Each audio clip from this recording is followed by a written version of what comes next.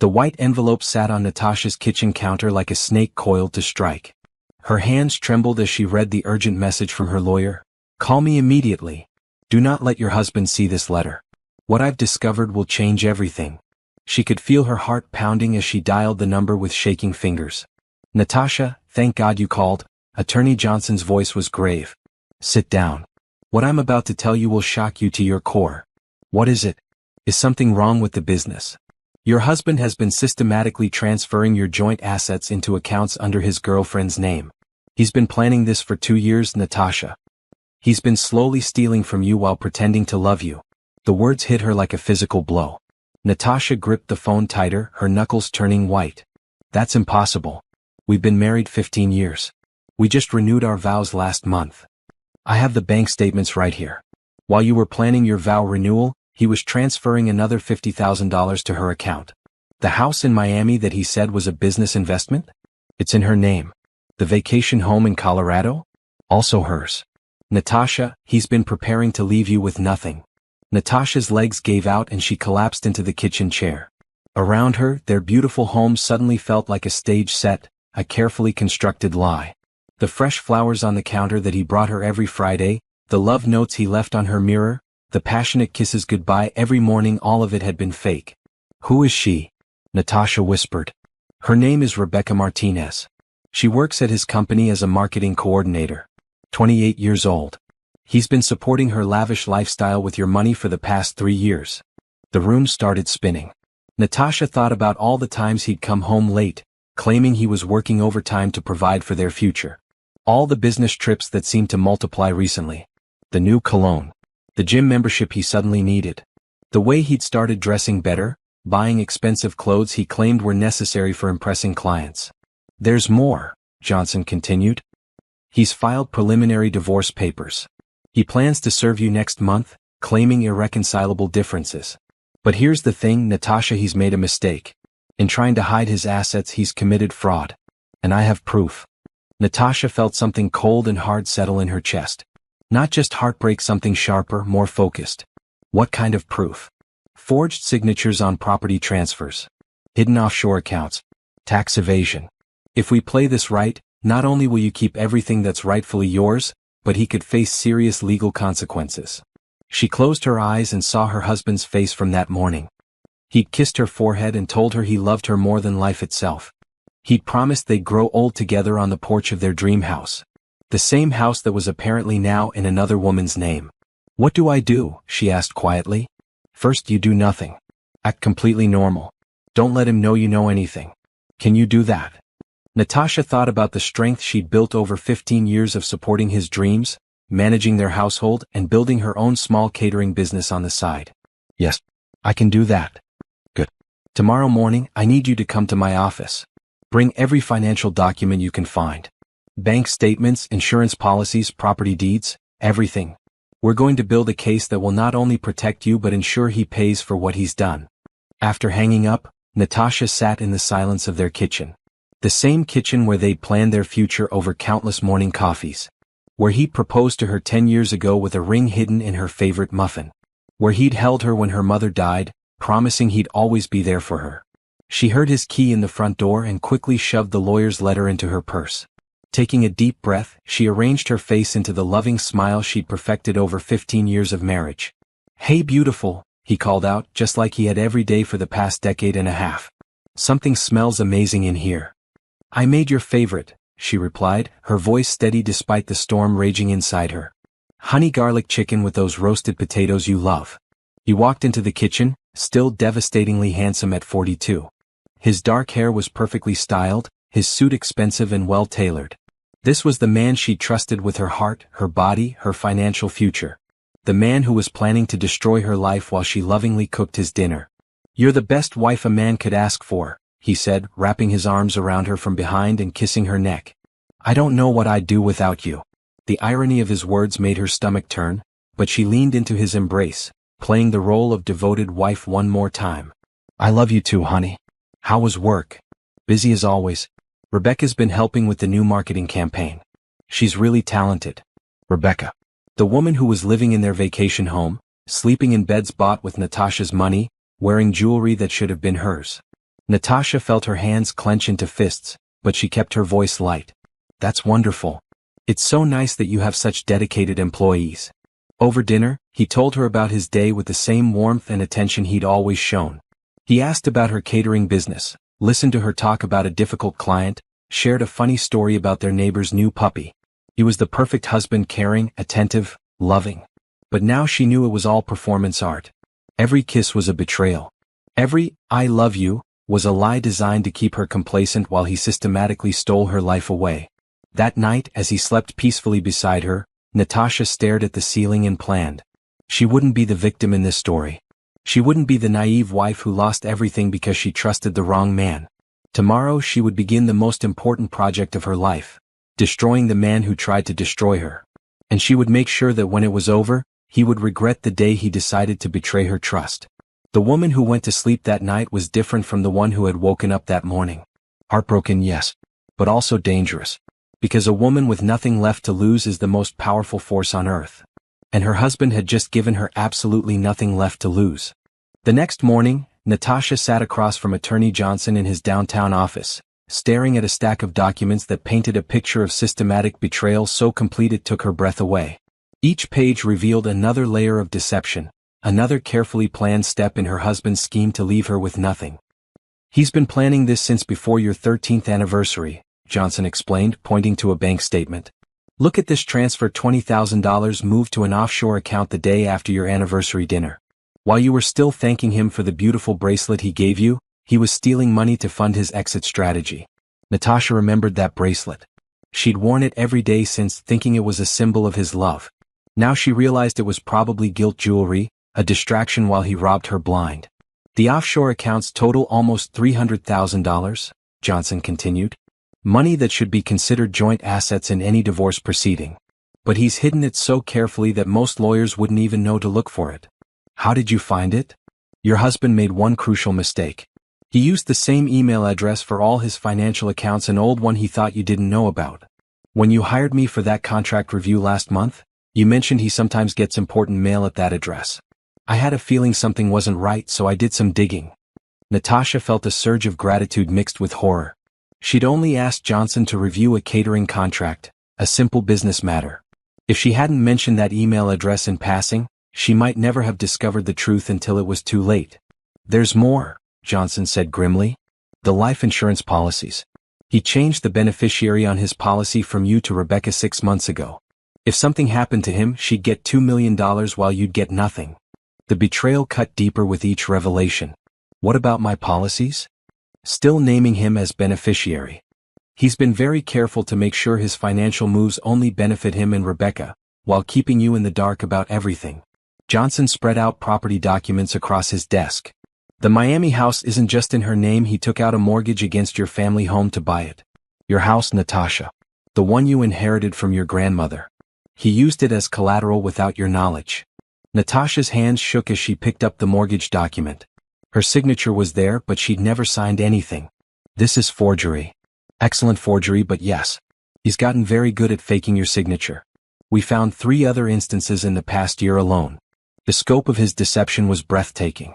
While she'd been working 12-hour days to grow her catering business, proudly contributing to their household income, he'd been systematically stealing from her and planning his escape. How is this possible? We review our finances together every month.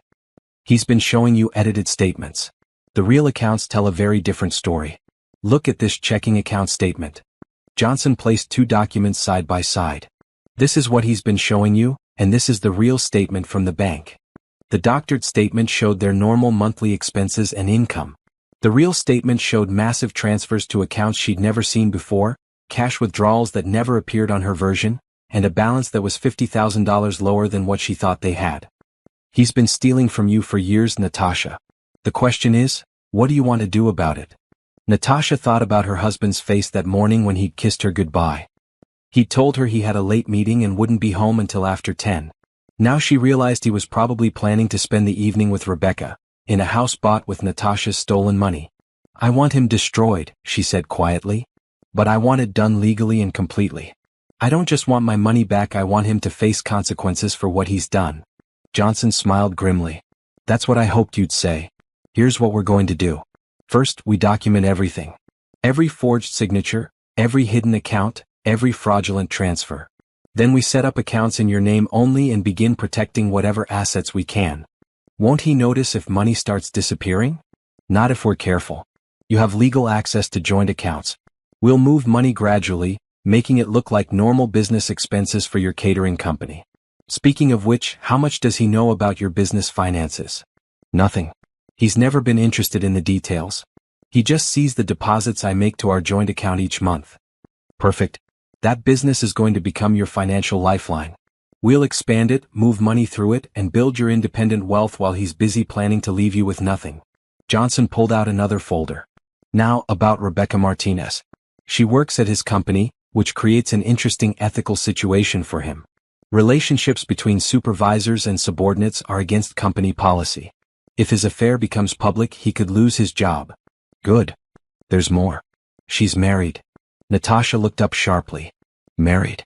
Separated, according to her social media, but not divorced. Her husband is a prominent businessman in town. If he finds out about the affair and the money transfers, he might have grounds to go after your husband in their divorce proceedings. The web of deception was even more complex than Natasha had imagined. Her husband wasn't just betraying her, he was involved with a woman who was betraying her own husband. The whole thing was a house of cards built on lies and stolen money. What's the timeline on his divorce plans? Based on the preliminary papers, he's planning to serve you next month. He probably wants to do it right after your birthday, to maximize the emotional impact and catch you off guard. Her birthday. The day he'd promised to surprise her with something special. Now she realized the surprise was going to be divorce papers designed to leave her homeless and penniless while he rode off into the sunset with his young girlfriend. He won't get the chance, Natasha said firmly. What do we do first? Johnson outlined a strategy that was both brilliant and ruthless. They would beat him at his own game, using his illegal activities against him while building Natasha's independent wealth and security. By the time he realized what was happening, it would be too late for him to protect himself. As Natasha left the lawyer's office, she felt something she hadn't experienced in years: excitement about her future. For the first time in their marriage, she was going to be the one making the strategic decisions. She was going to be the one with secret plans and hidden agendas. Her husband thought he was playing chess while she played checkers. He was about to discover that she'd been watching his moves all along, and now it was her turn to play. The afternoon sun felt different on her face as she walked to her car. Brighter somehow. Full of possibility instead of just another day in a life built on lies. Tonight, when he came home late from his meeting, she'd greet him with a smile and ask about his day. She'd listen to his lies with perfect attention, nod in all the right places and play the loving wife flawlessly. But inside, she'd be counting down the days until his whole world came crashing down around him. And when it did, she'd be there to watch it happen with a front row seat and no sympathy whatsoever. The game had begun, and for the first time, Natasha was playing to win. That evening, Natasha stood in her kitchen preparing dinner with mechanical precision, but her mind was racing through 15 years of marriage with new, horrifying clarity. Every memory was tainted now, every sweet moment poisoned by the knowledge of his deception. She remembered their 10th anniversary trip to Paris. He'd been so romantic, taking her to candlelit dinners and buying her expensive gifts. She'd felt like the luckiest woman alive. Now she realized that was probably when the affair had started. Rebecca had been hired at his company just a month before that trip. The guilt gifts, the overcompensating romance, the desperate need to prove he was still a good husband while he was falling in love with someone else. The front door opened and she heard his familiar footsteps. "Sorry I'm late, honey," he called out. The meeting ran longer than expected. Natasha arranged her face into a welcoming smile. "No problem. I kept your plate warm." He walked into the kitchen looking slightly disheveled, his tie loosened and his hair mussed. 6 months ago she would have found it endearing. Now she knew he'd probably been running his hands through his hair while making out with his girlfriend in some hotel room. "You're the best," he said, kissing her cheek. His cologne was stronger than usual, probably trying to cover up Rebecca's perfume. "How was your day?" "Good. I met with a potential new client for a corporate event. It could be really big for the business." This was true. What she didn't mention was that the client was Johnson's friend, and the corporate event was going to be a vehicle for moving money into her personal accounts without raising suspicion. "That's fantastic, babe. I'm so proud of how hard you've been working." He sat down at the table and started eating with enthusiasm. "This is delicious. You spoil me." The casual way he lied made her stomach turn. Everything out of his mouth was calculated, designed to keep her happy and unsuspecting while he systematically destroyed their life together. "Tell me about your meeting," she said, sitting down across from him with her own plate. "Oh, just boring financial projections with the partners. Nothing interesting." He waved dismissively. Rebecca was there taking notes. "She's become really invaluable to the team." There it was. He couldn't help himself from mentioning her name, from talking about how wonderful she was. Natasha wondered if he got some sick pleasure from discussing his mistress with his wife, or if he was just so infatuated that he couldn't help himself. "She sounds like a great employee," Natasha said neutrally. "She really is. Smart, dedicated, creative. The whole office loves her." "I bet they do," Natasha thought.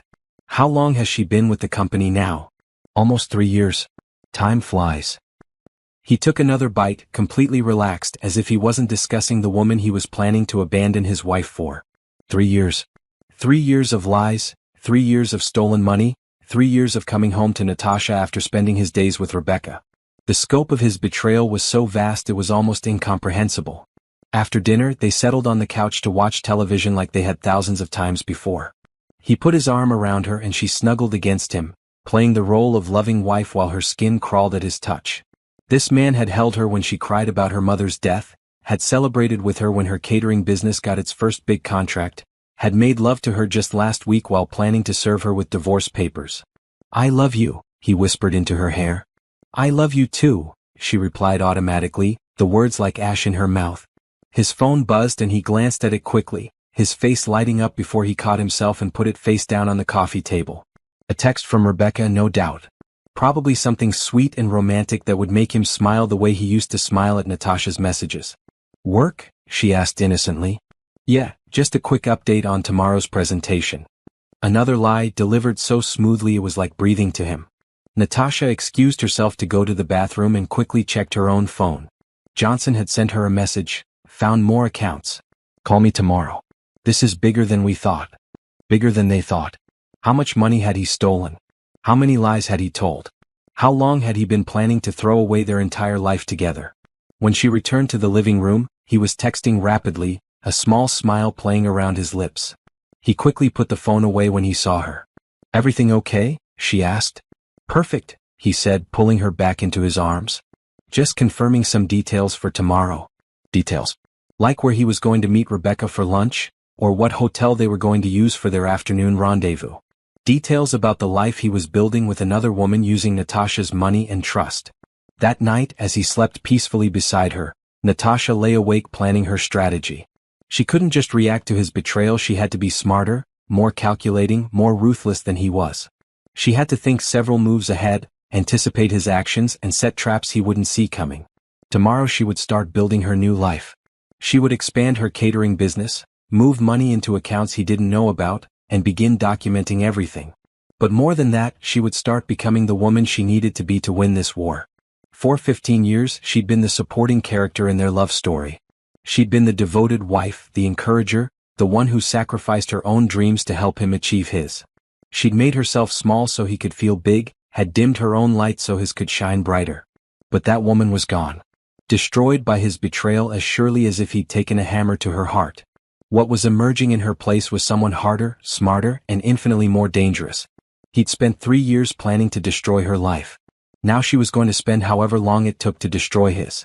And when she was done, when he was left with nothing and no one, maybe then he'd understand the true cost of betraying someone who loved him unconditionally. The old Natasha would have confronted him, would have demanded explanations and given him chances to make things right. The old Natasha would have fought for their marriage, would have tried to win him back from his mistress. But the old Natasha was dead, killed by the man sleeping peacefully beside her. And the new Natasha was going to make sure he never forgot what he'd lost when he chose to betray the woman who'd loved him more than her own life. She closed her eyes and smiled for the first time since receiving that lawyer's letter. Tomorrow her real life would begin. And it was going to be beautiful. 3 weeks later, Natasha sat in her newly rented office space, signing contracts that would change her life forever. Her catering business, Elegant Occasions, was expanding at lightning speed, and every new client brought her closer to financial independence and the perfect revenge. "This is impressive, Natasha," said Patricia Thornton, president of the city's largest event planning company.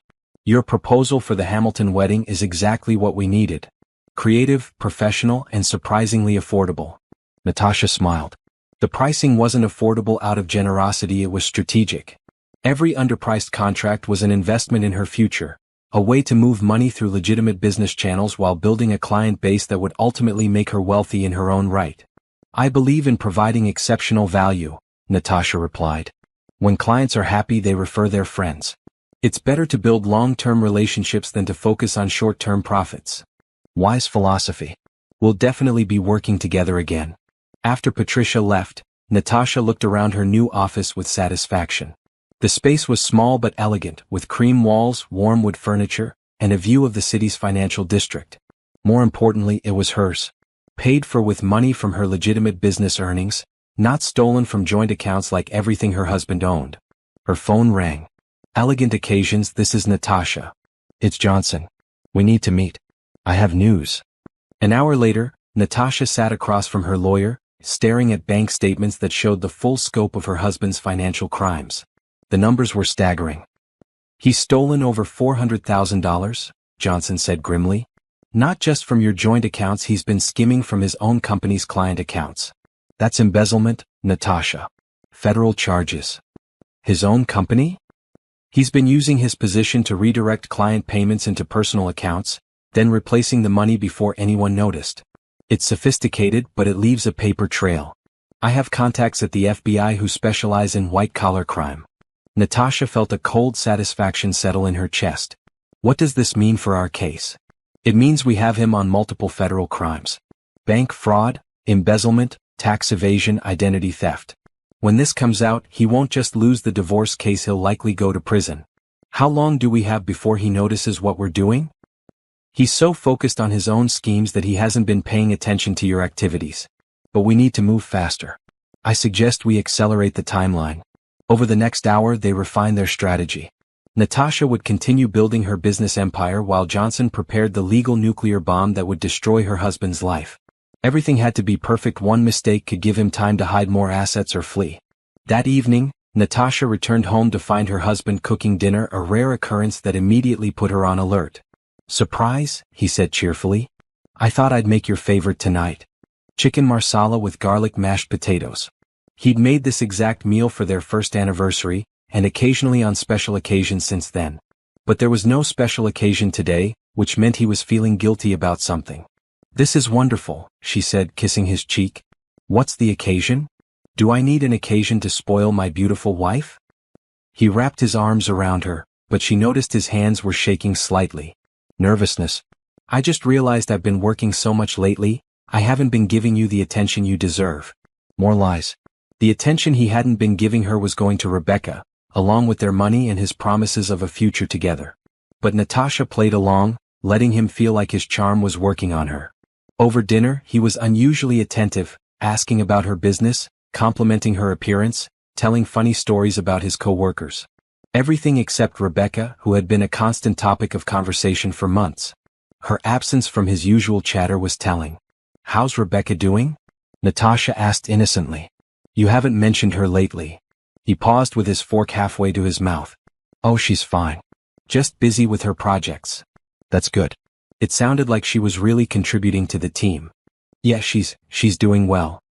He quickly changed the subject to their weekend plans, but Natasha had seen the flash of panic in his eyes. Something had changed.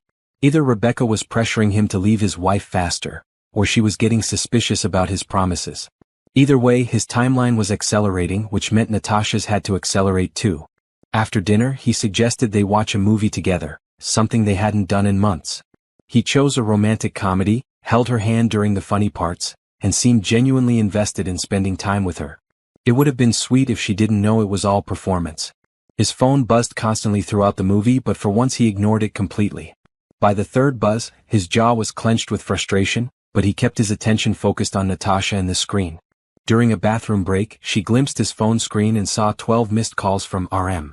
Rebecca Martinez was clearly not happy about being ignored, and his stress was becoming visible despite his efforts to hide it. Everything okay? She asked when she returned. Perfect, he said, but his smile was strained. Just some client being demanding. Nothing that can't wait until tomorrow. That night, he made love to her with desperate intensity, as if he was trying to convince himself of something. Afterward, he held her tightly and whispered about how much he loved her, how lucky he was to have her, how he couldn't imagine his life without her. The irony was devastating. He was holding her close while planning to abandon her, telling her he couldn't live without her while systematically stealing everything she owned. Every word of love was a knife in her back, every gentle touch was a betrayal. But Natasha had learned to compartmentalize. She let her body respond to his touch while her mind stayed cold and calculating. She whispered the words he needed to hear while planning his destruction. Two could play the deception game, and she was proving to be a much better player than he'd ever been. As he fell asleep in her arms, she lay awake thinking about her new life. Her business was thriving, her finances were stabilizing, and she was building a network of contacts who could help her succeed independently. More importantly, she was discovering who she was when she wasn't defined by being someone's wife. The woman she was becoming was stronger, smarter, and infinitely more capable than the woman he'd married. She was building an empire while he was busy tearing down their life together. And when the dust settled, she would be standing tall while he was buried under the weight of his own crimes. Tomorrow she would continue building her foundation. New clients, new projects, new opportunities. Every day made her stronger and more independent, while every day brought him closer to the reckoning that was coming. He thought he was playing a long game, but he had no idea how long Natasha's game really was. And when she was ready to make her final move, it would be devastating, complete, and absolutely final. The hunt was on, and the prey had no idea what was stalking him. 2 months after receiving the lawyer's letter, Natasha sat in her expanded office, now occupying the entire second floor of the downtown building. Her catering business had exploded beyond her wildest dreams, and with it her plan for revenge was falling perfectly into place. "The Patterson wedding alone will net us $30,000, said Grace, her new business manager and former college roommate. "And that's just one event this month. Natasha, you're building something incredible here." Natasha smiled, but not just about the business success.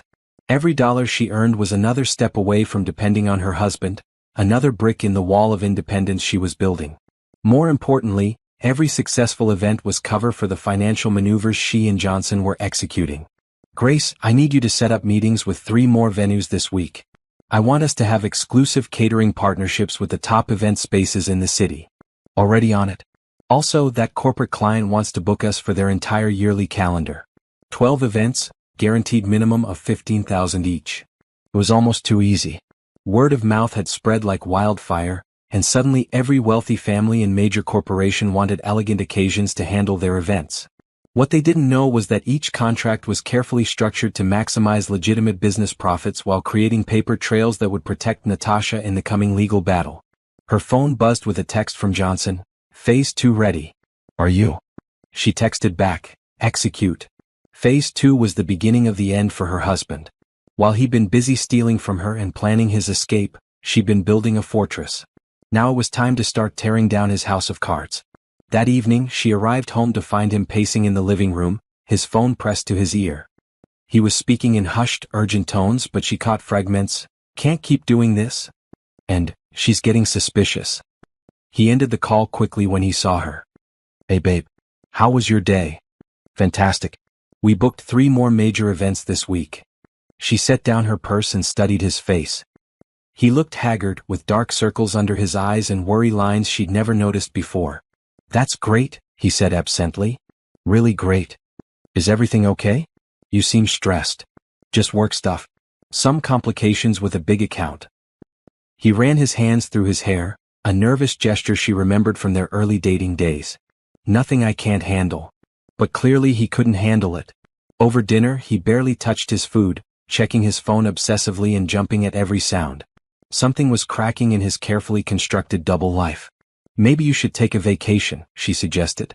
"You've been working so hard lately." "Yeah, maybe. After I get through this busy period." His laugh was hollow. "Speaking of which, I might have to travel more in the coming weeks.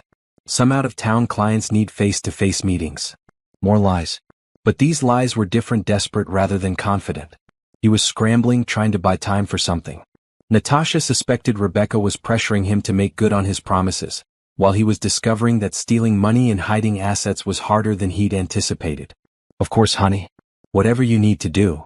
That night, he tossed and turned beside her, muttering in his sleep.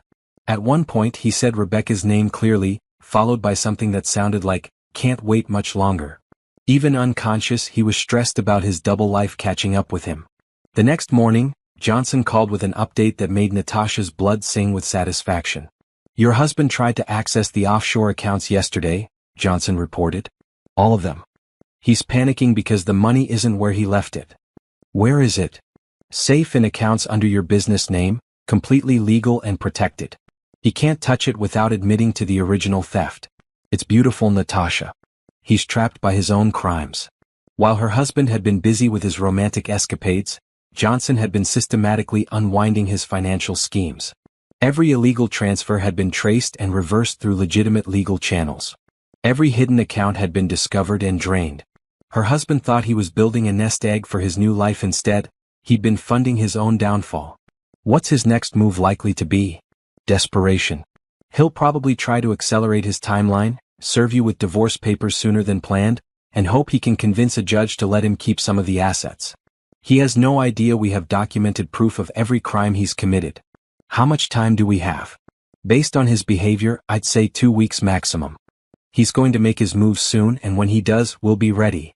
That afternoon, Natasha was reviewing contracts in her office when Grace knocked on her door. There's someone here to see you. Says she's from your husband's company. Natasha's heart skipped, but she kept her voice steady. Send her in. The woman who walked through her door was younger than expected, with long black hair and nervous energy.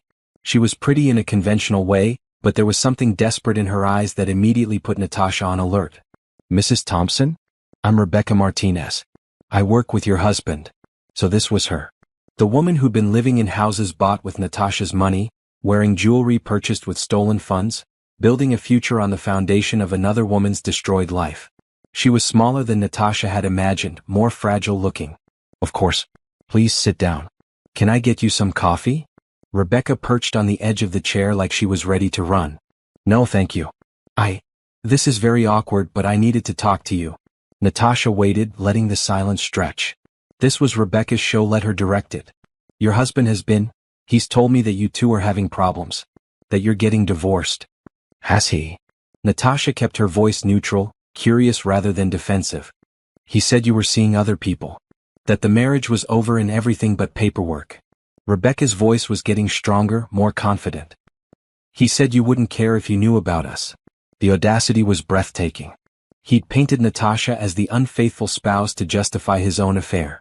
She wondered how many other lies he'd told this girl to make himself look like the victim instead of the predator. That's interesting, Natasha said mildly. What exactly did he tell you about our relationship? That you married him for his money. That you've been cold and distant for years. That you've been having affairs with your clients. Rebecca was gaining momentum now, clearly believing her own narrative. He said he was staying with you out of obligation, but that he was miserable. Each lie hit Natasha like a physical blow, but she kept her expression calm and interested. This girl had no idea she was talking to a woman who'd spent 15 years loving the man who'd been systematically destroying her life. How long have you and my husband been involved? 3 years. We fell in love almost immediately, but he said he couldn't leave you right away because of the finances. He's been working to make sure you're taken care of before he asks for the divorce. Natasha almost laughed. Taken care of by stealing everything she owned and leaving her penniless? The girl was either incredibly naive or willfully blind. That's very thoughtful of him, Natasha said. And you came here because? Rebecca shifted uncomfortably. Because he's been acting strange lately. Nervous, secretive. More than usual. I thought maybe you'd found out about us and were making things difficult for him. What would make you think that? He's been saying we need to wait longer before we can be together publicly. That something's come up with the divorce proceedings. But he won't tell me what. Rebecca leaned forward desperately. I love him, Mrs. Thompson. I know that's hard to hear, but I do. And he loves me. We just want to be together without all this sneaking around. Natasha felt something cold and sharp settle in her chest. This girl had been living a fantasy life built on stolen money and elaborate lies, believing herself to be the heroine of a tragic love story. She had no idea she was actually the other woman in a story about financial fraud and calculated betrayal. I can understand why that would be frustrating, Natasha said gently. May I ask you something, Rebecca? Of course. The house in Miami that you've been living in, do you know how it was purchased? Rebecca blinked in surprise. He bought it as an investment property. He said he got a good deal on it. And the jewelry he's given you? The vacations you've taken together? He said he'd been saving up for years. That he wanted to treat me well because I deserved it. Rebecca's voice was getting smaller, less confident. Natasha reached into her desk drawer and pulled out a folder. I think there are some things you should know about the man you've fallen in love with. She placed bank statements, property records, and financial documents on the desk between them. Rebecca's face went white as she read through the evidence of systematic theft and fraud. This isn't possible, Rebecca whispered. He wouldn't, he's a good man. He loves me. He stole this money from our joint accounts. The house you've been living in was purchased with funds stolen from me. The vacations, the jewelry, the romantic dinners, all of it was paid for with money he embezzled from his own company and our marriage. Rebecca was shaking now, the documents scattered in front of her like pieces of a shattered dream. But he said he promised. He promised you a lot of things, didn't he? Marriage, a future together, a life of luxury? Natasha's voice was gentle but relentless. What he didn't tell you is that he was planning to fund that life by destroying mine. And what he really didn't tell you is that when the FBI finishes investigating his financial crimes, he's likely going to prison. The last bit of color drained from Rebecca's face. FBI. Bank fraud, embezzlement, identity theft. The evidence is overwhelming. Natasha leaned back in her chair. The question is, Rebecca, what are you going to do now that you know the truth? Rebecca stared at the documents with horrified fascination, like someone watching a car accident. Everything she'd believed about her relationship, about the man she'd fallen in love with, was crumbling in front of her eyes. I need to go, she whispered, standing on unsteady legs. Of course. But Rebecca? Natasha's voice stopped her at the door. When this all comes out, and it will come out very soon, you'll need to decide whether you want to be seen as his victim or his accomplice. Choose wisely. After Rebecca left, Natasha sat in her office feeling a mixture of satisfaction and pity. The girl had been used as much as Natasha had, just in a different way. But now she knew the truth, and that knowledge would poison whatever feelings she had for him. Her phone rang. It was Johnson. He just called me, Johnson said without preamble. Your husband wants to meet tomorrow to discuss accelerating the divorce proceedings. He has no idea you're my client. Natasha smiled grimly. Perfect. Let's give him exactly what he's asking for. The trap was set, the bait was taken, and the prey was walking willingly into the snare. Tomorrow would be the beginning of the end for the man who tried to destroy her life. And she was going to enjoy every minute of watching his world collapse around him. The next morning, Natasha woke up alone.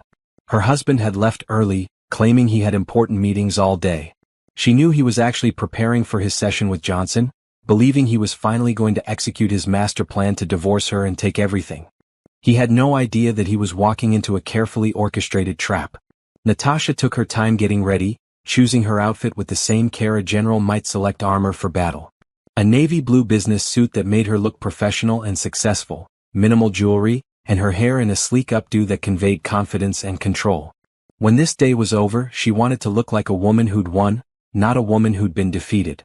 At her office, she tried to focus on work, but her mind kept drifting to what was happening across town.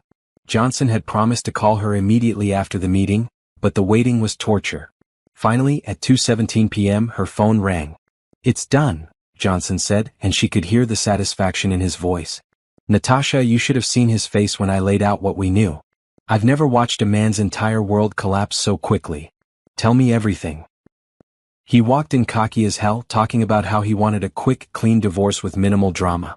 Said he was willing to be generous in the settlement because he didn't want to drag things out. I let him talk for about 10 minutes, really hang himself with his own arrogance. Natasha could picture it perfectly. Her husband in his expensive suit, confident and charming, believing he was finally getting everything he'd worked toward for 3 years. Then I opened the first folder. Started with the offshore accounts. You should have seen his face when I read off the account numbers and balances. He went completely white. What did he say? Denied everything at first. Said there must be some mistake, that he'd never seen those accounts before. So I opened the second folder, copies of his emails setting up the accounts, moving the money, discussing the transfers with Rebecca. Natasha felt a surge of pure satisfaction. All those nights he'd come home late, claiming he was working, he'd actually been building the evidence that would destroy him. By the third folder, the forged signatures on the property transfers, he wasn't denying anymore. He was just sitting there staring at the documents like he couldn't believe they existed. When did you tell him I was your client? I saved that for last. After I'd laid out every crime, every stolen dollar, every fraudulent transaction. Then I said, your wife hired me 6 months ago to investigate some financial irregularities she'd noticed. Natasha, I thought he was going to have a heart attack right there in my office. 6 months. She'd let him believe she'd been investigating him twice as long as she actually had, just to make him question everything he thought he knew about the timeline. What was his reaction? Panic. Pure, unadulterated panic. Started babbling about how it wasn't what it looked like, how he could explain everything, how much he loved you and would never hurt you. It was pathetic. Did he ask about Rebecca? Oh yes. Wanted to know if you knew about her, if she was in trouble, if there was a way to keep her out of it. Even facing federal charges, he was still trying to protect his girlfriend.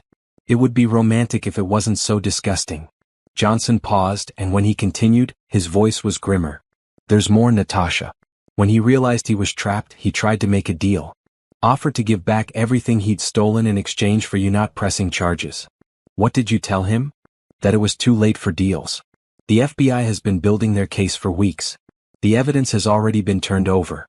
This isn't a civil matter anymore, it's federal criminal charges.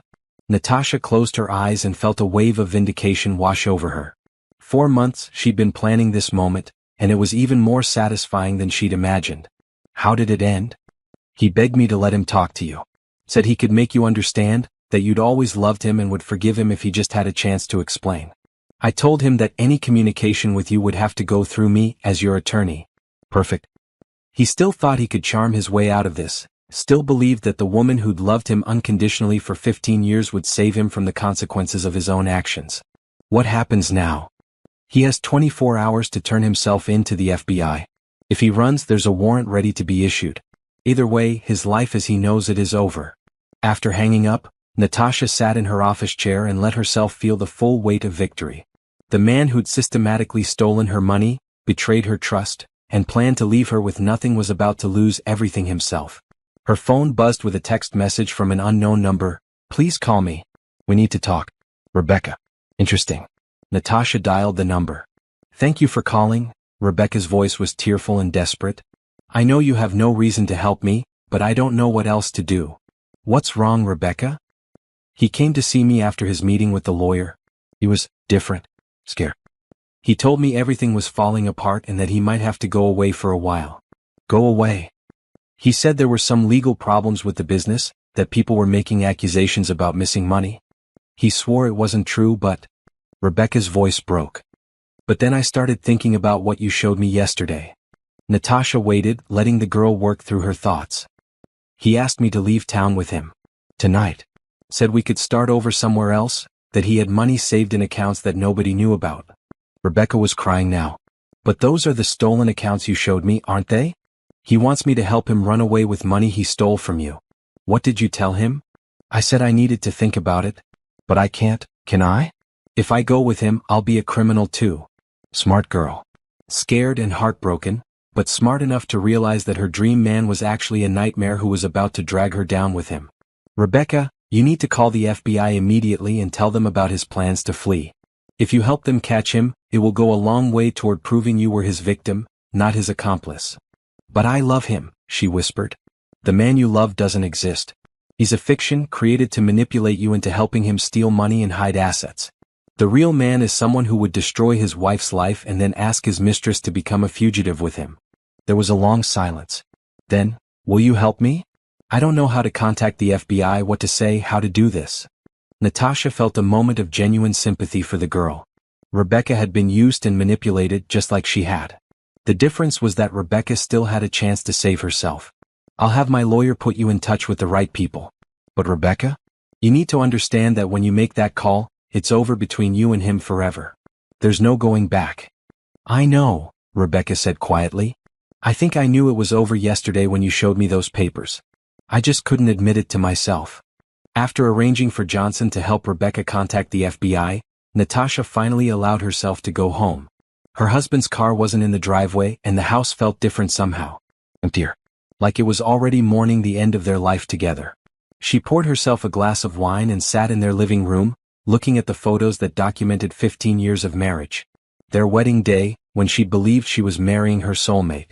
Vacations where they'd been genuinely happy. Anniversaries where he'd looked at her like she was the most precious thing in his world. Had any of it been real? Or had she been living in a fantasy, married to a man who'd never truly existed? Her phone rang. It was him. Natasha, thank God. We need to talk. About what? She kept her voice neutral, curious. About us. About our future. There are some things happening at work, some accusations being made, and I need you to know that whatever you hear, it's not true. Still lying. Even now, facing the complete destruction of his life, he was still trying to manipulate her. What kind of accusations? Financial stuff. Boring business things. But some people are trying to make it sound worse than it is, and I need you to trust me. Can you do that? Can you trust your husband who's loved you for 15 years? The audacity was breathtaking. He was asking her to trust him while planning to flee the country with his girlfriend using money he'd stolen from her. Of course I trust you, she said softly. You're my husband. We're a team. Relief flooded his voice. Exactly. We're a team. And teams stick together no matter what. So if anyone asks you questions, if anyone tries to get you to say things about our finances or our relationship, you'll remember that we're on the same side, right? He was asking her to lie for him. To obstruct justice, destroy evidence, maybe even perjure herself in court. After everything he'd done to her, he still expected her to sacrifice herself to save him. I understand, she said. We're on the same side. I love you so much, babe. More than you could ever know. And I'm going to fix all of this, I promise. We're going to be okay. I believe you, she lied just as smoothly as he'd been lying to her for years. After he hung up, Natasha sat in the darkness and smiled. Tomorrow morning, when the FBI came for him, he would finally understand that she'd been playing a much longer game than he'd ever imagined. And by then, it would be far too late for him to do anything about it. The hunter had become the hunted, and the trap was about to snap shut. Natasha woke up at 6 a.m. to the sound of cars pulling into her driveway. Through the bedroom window, she could see black SUVs with government plates, and agents in bulletproof vests surrounding her house. The FBI had arrived right on schedule. Her husband was still asleep beside her, exhausted from his late-night phone calls trying to arrange his escape. He had no idea that Rebecca had contacted the FBI 12 hours ago and told them everything about his plans to flee. Honey, Natasha said softly, shaking his shoulder. Someone's at the door. He bolted upright, instantly alert in the way of someone who'd been expecting bad news. When he saw the flashing lights through the window, his face went completely white. Oh God, he whispered. Oh God, this isn't happening. The doorbell rang, followed by authoritative knocking. FBI. Open up. Her husband looked at her with desperate eyes. Natasha, I can explain everything. Whatever they tell you, whatever you hear, I can explain all of it. She looked back at him with perfect innocence. Explain what? What's going on? For a moment he seemed to believe she really didn't know. Hope flickered in his eyes. Nothing, baby. It's just a misunderstanding at work. I'll clear it up and be home before dinner. The front door opened. Natasha had given Johnson a key weeks ago so the FBI could enter without breaking anything. Heavy footsteps thundered up the stairs. Thomas Anderson Thompson, a voice called out. You're under arrest for embezzlement, wire fraud, bank fraud, and money laundering. 6 agents in tactical gear burst into their bedroom. Her husband raised his hands automatically, muscle memory from too many crime shows. They cuffed him efficiently while reading him his rights. Ma'am, are you Natasha Thompson? The lead agent turned to her with professional courtesy. Yes, I am. We'll need to speak with you later today, but you're not under arrest. Your attorney has been very helpful in our investigation. As they led her husband away, he looked back at her with confusion and betrayal. Natasha? What's he talking about? What attorney? She met his eyes steadily. Goodbye, Thomas. The finality in her voice hit him like a physical blow. As understanding dawned, his face crumpled with the realization that the woman he'd betrayed had orchestrated his downfall with surgical precision. You knew, he whispered. You knew everything. I knew everything, she confirmed. The affairs, the stolen money, the forged documents, the offshore accounts. I've known for months. Why didn't you say anything? Why didn't you fight for us? Natasha smiled, cold and beautiful and absolutely merciless. Because there was no us to fight for. There was just you, stealing from me while pretending to love me. And now there's just me taking back everything you tried to steal.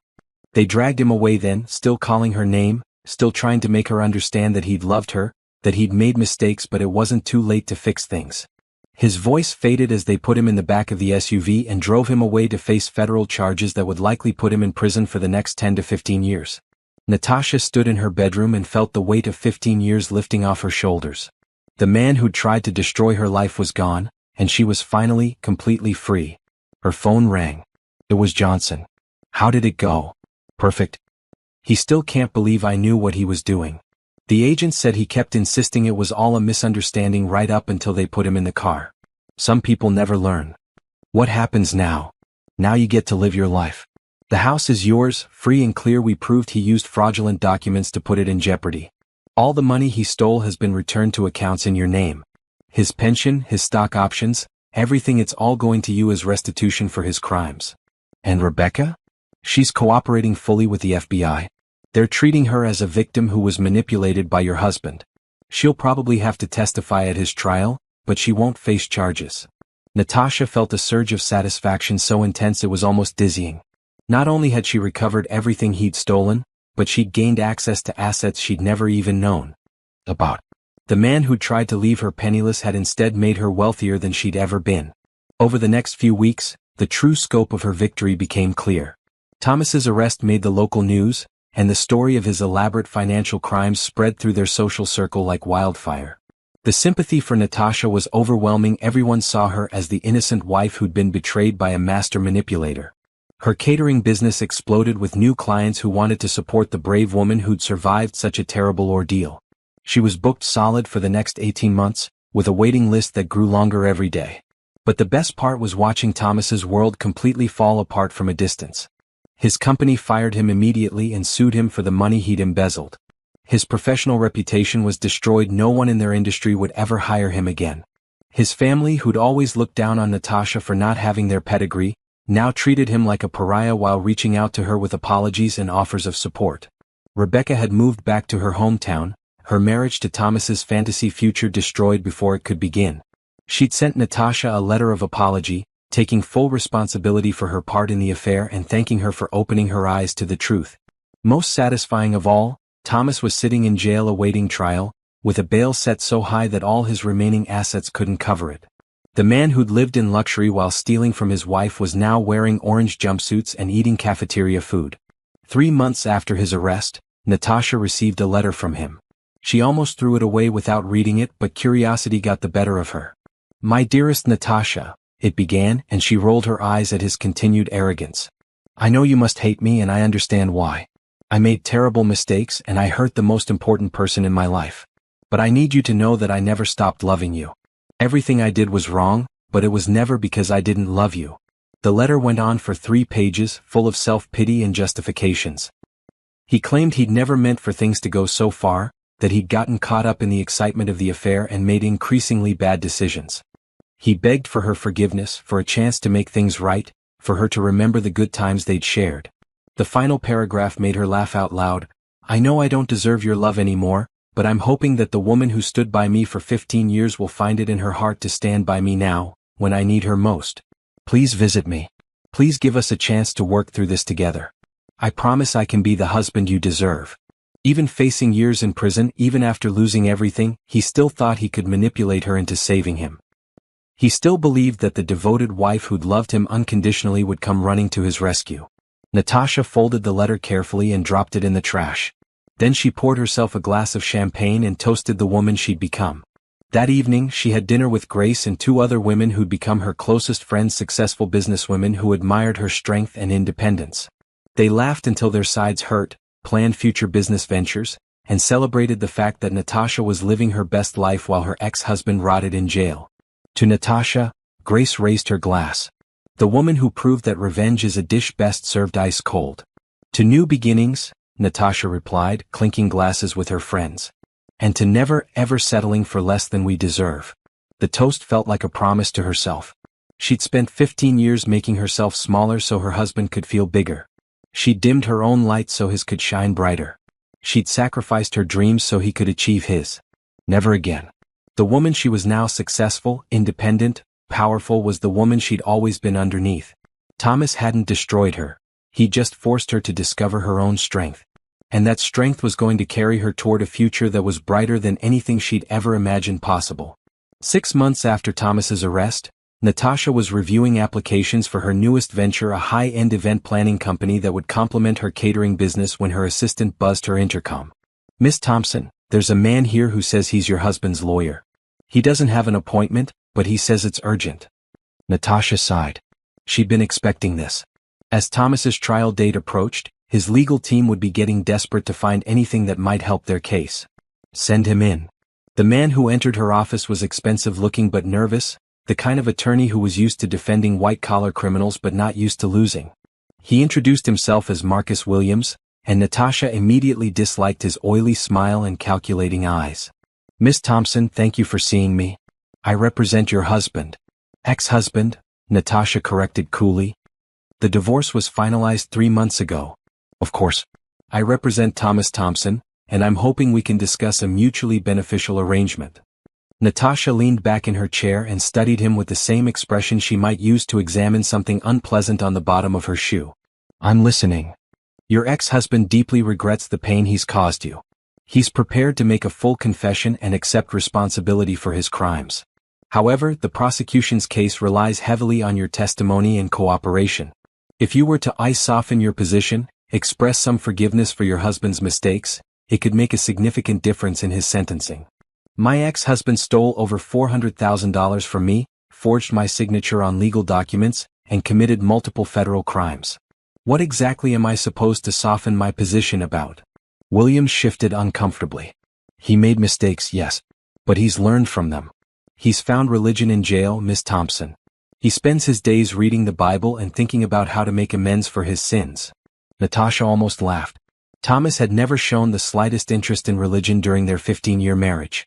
Now that he was facing a decade in federal prison, he'd suddenly found God. How convenient. That's wonderful for him. I'm sure his newfound spirituality will be a great comfort during his incarceration. "Miss Thompson, please. This is a man you loved for 15 years. Surely that counts for something. He made mistakes, but destroying his entire life won't undo the damage that's been done. Mr. Williams, let me be very clear about something. I didn't destroy your client's life. He destroyed his own life when he chose to steal from me, lie to me, and betray our marriage vows. I simply made sure he faced the consequences of his own choices." Williams tried a different approach. "What about reconciliation? Marriage is supposed to be about forgiveness, about working through difficulties together. Your husband still loves you deeply. He talks about you constantly, about how much he misses you, about how sorry he is." Now Natasha did laugh, a sound like ice cracking. "Mr. Williams, while my husband was telling me how much he loved me, he was systematically stealing my money to buy houses and jewelry for his girlfriend. While he was promising me a future together, he was planning to divorce me and leave me penniless. Forgive me if I'm not moved by his current declarations of love and regret. But surely you can understand how isolation and desperation might drive a man to make poor choices." "Stop." Natasha's voice cut through his words like a blade. "Your client didn't make poor choices. He made calculated, deliberate decisions over a period of years. He planned every theft, every lie, every betrayal. And now he's facing the consequences of those decisions. I won't be manipulated into saving him from the results of his own actions." Williams played his final card. "He's written you letters. Dozens of them. Pouring his heart out, begging for your forgiveness. Haven't you read them?" "I've received them. I throw them away without reading them. How can you be so cold? This is a man you shared your life with for 15 years. Natasha stood up, signaling that the meeting was over. "Mr. Williams, I shared my life with a man I thought I knew. That man was a fiction, created to hide the criminal who actually existed.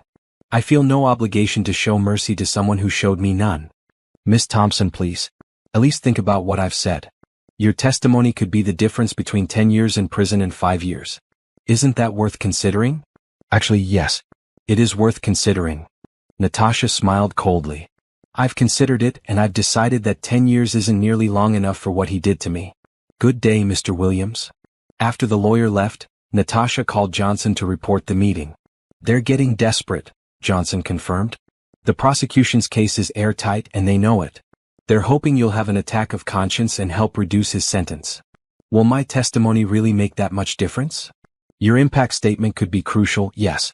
The judge will want to hear from you about how his crimes affected your life. What are you planning to say?" Natasha thought about the question. What was she planning to say? How do you summarize the devastation of discovering that your entire marriage was built on lies? How do you explain the violation of having someone you trusted completely steal from you while pretending to love you? I'm planning to tell the truth. All of it. 2 weeks later, Thomas made one final desperate attempt to reach her. He called her office directly, somehow managing to get past her assistant's screening. Natasha, please don't hang up. I need to talk to you. His voice was different, smaller, more desperate than she'd ever heard it. Prison had clearly taken its toll. You have 2 minutes. I know you hate me. I know you think I'm a monster. But I need you to know that I never meant for any of this to happen. I got caught up in something that spiraled out of control, and I made terrible decisions. Your 2 minutes are running out. I still love you, Natasha. I know you don't believe me, but I do. I dream about you every night. I think about our life together, about all the good times we had. That was real, even if everything else was a lie. Was it real when you were forging my signature? Was it real when you were moving our money into your girlfriend's accounts? Was it real when you were planning to serve me with divorce papers on my birthday? Silence. Then, I was confused. I thought I loved Rebecca, but I was wrong. You're the only woman I've ever really loved. You're my wife, my partner, my best friend. We can get through this together if you'll just give me a chance. I'm not your wife anymore, Thomas. I'm not your partner. And I was never your friend, because friends don't steal from each other and lie for years. Please, Natasha. I'm begging you. I'll spend the rest of my life making this up to you if you'll just give me a chance. Please don't testify against me. Please don't help them destroy what's left of my life. The desperation in his voice was pathetic. This was the man who'd once been so confident, so charming, so sure of his ability to manipulate any situation to his advantage. Now he was reduced to begging the woman he'd betrayed to save him from his own crimes. You want me to help you? Natasha asked quietly. Yes, please. I'll do anything. Then here's how you can help both of us. Plead guilty to all charges. Accept full responsibility for what you've done. Stop wasting everyone's time with this trial, and stop asking me to perjure myself to save you. I can't do that. They're asking for 10 years, Natasha. 10 years of my life. You stole 3 years of mine. You stole my trust, my security, my ability to believe in love. 10 years seems reasonable. You're really going to testify against me? I'm going to tell the truth about what you did to me. If that destroys you, then you destroyed yourself. She hung up before he could respond. The conversation had given her no satisfaction. There was no joy in watching a broken man beg for mercy he didn't deserve. But there was a sense of completion, of a circle finally being closed. Thomas had spent years lying to her, manipulating her, using her love against her. Now, when he needed her most, she was giving him the one thing he'd never given her. Complete honesty about who he really was and what he'd done. The trial was scheduled to begin in 2 weeks. Natasha was ready to face him in court, to look him in the eyes one final time, and to make sure that justice was served for every lie he'd told and every dollar he'd stolen. The woman who'd once loved him unconditionally was gone. In her place stood someone stronger, someone who understood that real love doesn't enable destructive behavior, it holds people accountable for their choices. And Thomas Thompson was about to be held very, very accountable indeed. The federal courthouse was packed on the morning of Thomas's sentencing hearing. Natasha sat in the front row, wearing a sharp black suit that made her look like the successful businesswoman she'd become. Across the aisle, Thomas sat with his legal team, thinner than she'd ever seen him, his expensive suits replaced by an ill-fitting gray outfit that screamed defendant. When he turned to look at her, she met his gaze steadily. The man she'd once thought she'd spend the rest of her life with looked like a stranger, hollow-eyed, desperate, and utterly defeated. The judge, the Honorable Patricia Williams, was a no-nonsense woman in her 60s who had a reputation for being tough on white-collar criminals. She'd already heard all the evidence during the trial, where Thomas had been found guilty on all counts. Today was about determining his punishment. Mr. Thompson, Judge Williams said, you have been found guilty of embezzlement, wire fraud, bank fraud, and money laundering. Before I pass sentence, I want to hear victim impact statements. Mrs. Thompson, would you like to address the court? Natasha stood and walked to the podium. She'd prepared her statement carefully, wanting to make sure every word had maximum impact. Your Honor, 15 years ago I married a man I thought I knew. I trusted him with my heart, my body, my financial future, and my dreams. For 3 years, while I was working to build our life together, he was systematically destroying it. She glanced at Thomas, who was staring at his hands, unable to meet her eyes. He didn't just steal money from me. He stole my sense of security, my ability to trust, and my faith in love itself. He forged my signature to steal my inheritance, a house my grandmother left me as a symbol of family legacy. He used that house as collateral to buy property for his girlfriend, turning my family's gift into a tool for his betrayal. The courtroom was completely silent. Even the court reporter seemed to be holding her breath. But perhaps worst of all, he stole time. 3 years of my life that I spent loving a man who was planning to leave me with nothing. 3 years of intimate moments that were lies, of future plans that were fiction, of a marriage that existed only in my imagination.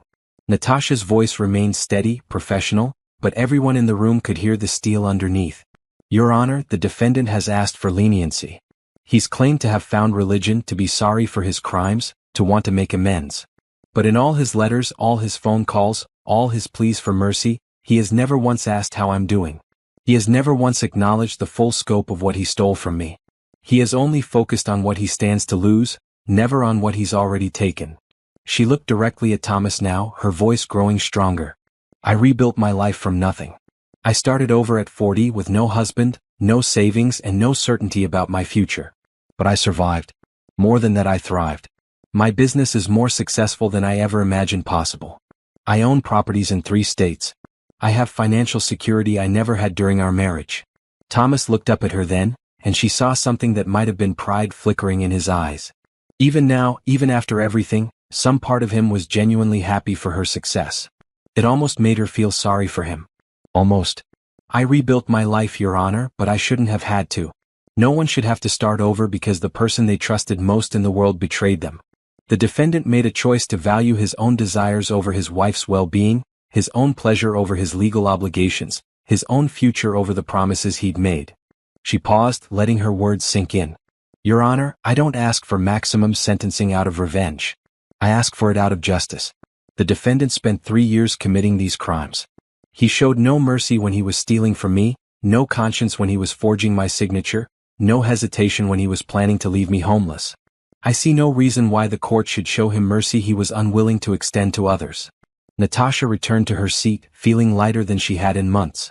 She'd said everything she needed to say. Now it was up to the judge. Thomas's lawyer made a final plea for leniency, painting him as a man who'd lost his way but was capable of redemption.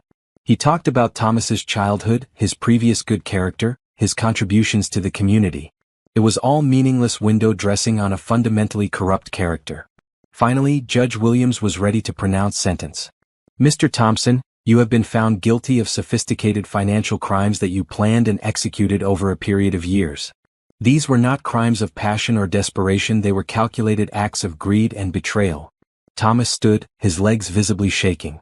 You violated the trust of your wife, your employer, and the financial institutions you defrauded. You showed no remorse during the commission of these crimes, and your current expressions of regret ring hollow when weighed against the systematic nature of your criminal behavior. Natasha held her breath. Taking into account the scope of your crimes, the harm you've caused to your victim, and the need to deter others from similar conduct, I sentence you to 12 years in federal prison, followed by 3 years of supervised probation.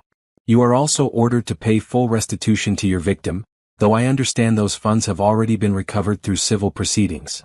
12 years. Natasha felt a surge of satisfaction so intense it was almost dizzying.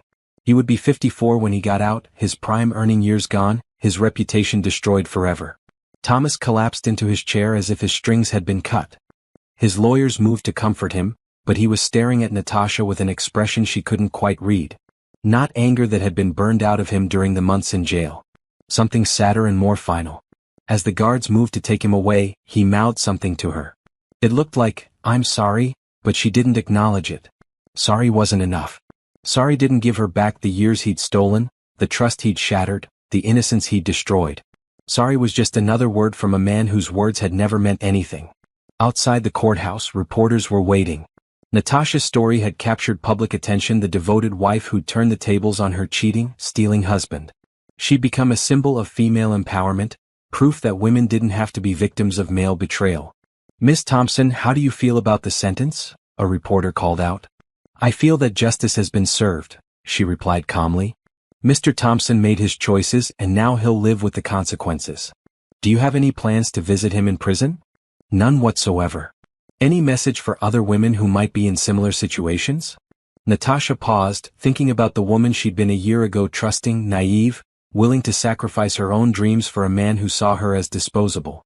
Document everything. Trust your instincts. And remember that you are stronger than you think. You don't have to accept betrayal as the price of love. As she walked away from the courthouse, Natasha felt the last chains of her old life falling away.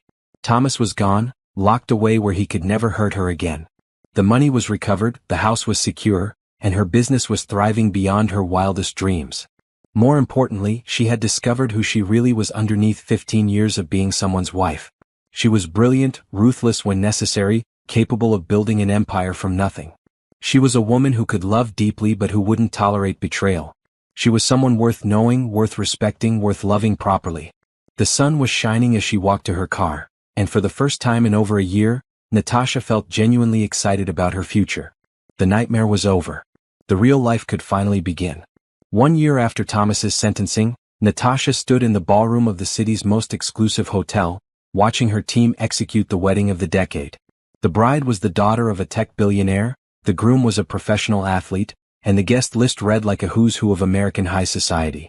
Elegant Occasions had become the most sought-after event planning company on the East Coast, booked solid for the next 2 years. Natasha now employed 30 people and had offices in 3 cities. She was profiled in business magazines as one of the most successful female entrepreneurs of her generation. But tonight, watching her latest masterpiece unfold, she wasn't thinking about business success. She was thinking about the text message she'd received that morning from her assistant. Thomas Thompson attempted to contact the office. Blocked per your instructions. Even from prison, he was still trying to reach her. She wondered what he wanted to say, what new manipulation he thought might work. It didn't matter. That chapter of her life was closed permanently. The flowers are perfect, said Grace, now her business partner and closest friend. The bride's mother is crying happy tears, which is a miracle considering how difficult she's been. Natasha smiled. Happy tears are the best compliment we can get. Speaking of which, Grace lowered her voice, that handsome doctor has been asking about you all evening. The one from the Hartford family table. Natasha followed her gaze to a tall, distinguished man in his 40s who'd been making polite conversation with her throughout the evening. Dr. James Hartford was a cardiac surgeon, recently divorced, with kind eyes and a genuine smile. He'd asked her to dinner twice in the past month, and both times she'd politely declined. He seems nice, Natasha said carefully. Nice, successful, attractive, and interested in you. What more could you want? I'm not ready. It's been over a year, Nat. At some point, you have to stop letting your ex-husband's crimes define your entire approach to relationships. Grace was right, of course. Natasha had built an amazing new life, but she'd built it alone. She dated occasionally but always kept men at arm's length. The idea of trusting someone completely again seemed impossible. What if I'm wrong about him? What if he's just better at hiding his true nature than Thomas was? What if he's exactly what he appears to be, a good man who's interested in getting to know you? Before Natasha could answer, Dr. Hartford approached them. Miss Thompson, this is an incredible event. You've outdone yourself. Thank you. I'm glad you're enjoying it. I was wondering if you might have time for that dinner we discussed. I promise I'm not nearly as dangerous as I look. Grace elbowed her subtly. Natasha looked at this kind, successful man who was offering her exactly what she claimed to want: companionship with someone who had his life together, and felt her automatic defenses rising. Then she thought about her victim impact statement, about the woman who'd rebuilt her life from nothing. That woman was strong enough to handle whatever came next, good or bad. I'd like that, she heard herself saying. But I should warn you, I'm not the easiest person to get to know. Good, he replied with a smile. Easy is overrated. They made plans for the following weekend. As he walked away, Grace squeezed her arm. Look at you being brave. Terrified is more accurate. That's what makes it brave. 2 months later, Natasha was having dinner at James's house, a comfortable colonial in the suburbs that felt like a real home rather than a showplace. His 2 teenage daughters were visiting their mother for the weekend, so they had the place to themselves. This is delicious, she said, cutting into the perfectly prepared salmon he'd cooked. I'm impressed. Cooking relaxes me.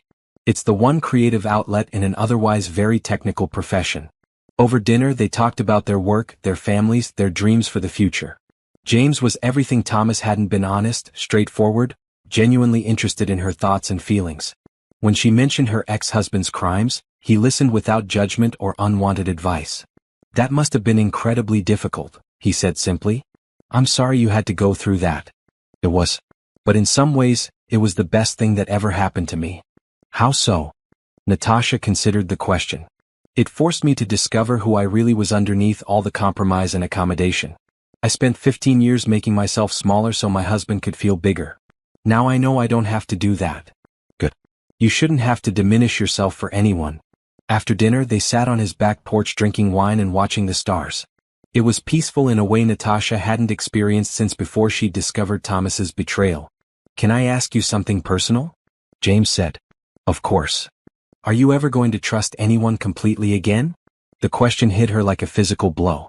She sat in silence for a long moment, considering her answer. I don't know, she said honestly. Part of me wants to. But part of me thinks complete trust is what got me into trouble in the first place. Maybe. Or maybe you trusted the wrong person. How do you tell the difference? James was quiet for a while. I think you watch how people behave when they think no one is looking. You pay attention to how they treat people who can't do anything for them. You see if their actions match their words over time. And if they pass all those tests and still turn out to be lying? Then you deal with it when it happens. But you don't let the possibility of betrayal stop you from living. They talked until nearly midnight. When James walked her to her car, he kissed her gently, and for the first time in over a year, Natasha felt something stir in her chest that had nothing to do with fear or anger or revenge. 3 months later, Thomas called her office again. This time, instead of having her assistant block the call, Natasha decided to take it. Hello, Thomas. Natasha. His voice was full of surprise and hope. I can't believe you answered. What do you want? I wanted to tell you that I heard about your success. Your business, everything you've built. I'm proud of you. You don't get to be proud of me. You tried to destroy me. I know. And I'll regret that for the rest of my life. There was silence on the line. Then Thomas spoke again, his voice smaller than she'd ever heard it. Are you happy? The question surprised her. In all his previous attempts to contact her, he'd never asked about her happiness. Yes, she said. I am. Good. I'm glad. Why are you calling, Thomas? To say goodbye. Really goodbye this time. I've been holding on to the hope that someday you might forgive me, that we might find a way back to each other. But I realize now that's never going to happen. No, it's not. I love you, Natasha. I always have, even when I was doing horrible things that proved otherwise. But I understand that my love doesn't matter anymore. You've moved on and you should. You deserve someone who will treat you the way I should have. She could hear tears in his voice now. I just wanted you to know that I'm glad you're happy. And I wanted to say goodbye properly, the way I should have said hello all those years ago with honesty. Goodbye, Thomas. Goodbye, Natasha. Be happy. She hung up and sat in her office for a long time, feeling a weight she didn't even know she'd been carrying finally lift from her shoulders. That conversation had given her something she hadn't realized she needed: closure.